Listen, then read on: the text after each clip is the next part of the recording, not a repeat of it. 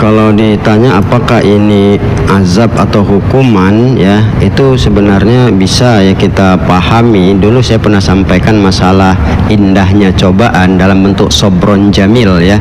Sabar yang baik itu suatu yang sangat indah sebenarnya kalau kita mau memahami agar sabar itu ada sama kita.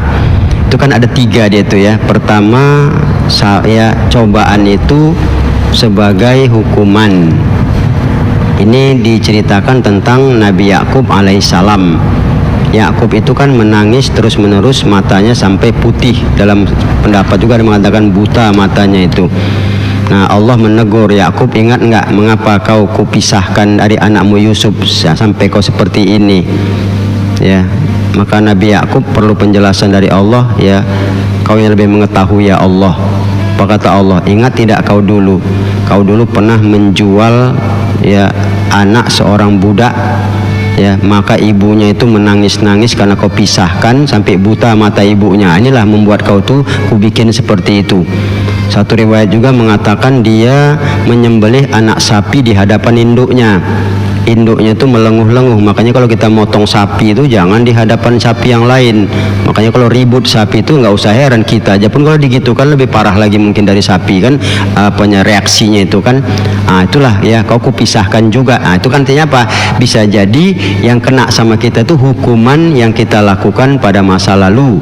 Yang kedua, bisa jadi ya cobaan itu menjadi pengokoh, ya, artinya menampakkan kepribadian kita yang sebenarnya dalam hal yang bagus.